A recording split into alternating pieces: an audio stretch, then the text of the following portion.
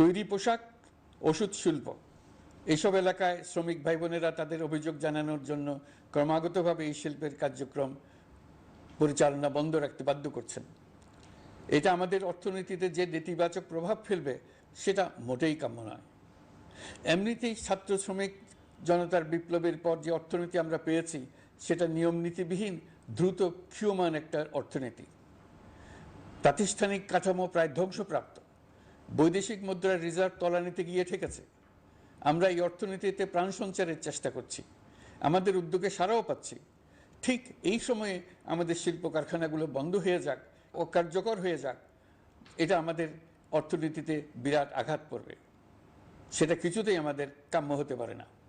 শ্রমিক ভাই বোনদের অনেক দুঃখ আছে, কিন্তু সেই দুঃখ প্রকাশ করতে গিয়ে আপনাদের মূল জীবিকা বন্ধ হওয়ার উপক্রম হলে সেটা ঠিক হবে না। দেশের অর্থনীতি ধ্বংসপ্রাপ্ত হলে সেটা ঠিক হবে না। শ্রমিক মালিক উভয়ের পক্ষে আলোচনা করে এসব সমস্যার সমাধান আমরা অবশ্যই বের করব। আপনারা কারখানা খোলা রাখুন, অর্থনীতির চাকা সচল রাখুন, দেশের অর্থনীতিকে সোজা হয়ে দাঁড়াতে দিন। আমরা আপনাদের সমস্যার স্থায়ী সমাধান বের করার জন্য সর্বশক্তি প্রয়োগ করব।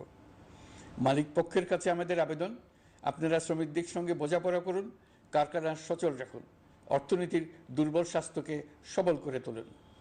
ওষুধ শিল্প এবং তৈরি পোশাক শিল্প দেশের গৌরব। এর মাধ্যমে আমাদের শ্রমিক ভাই বোনেরা তাদের কর্মকুশলতা বিশ্বকে মুগ্ধ করেছে। এর সাফল্য এখন থমকে আছে। আমরা এই দুই শিল্পকে তাদের সম্ভাব্য শীর্ষে নিয়ে যেতে চাই। দুর্বল করার তো প্রশ্নই ওঠে না।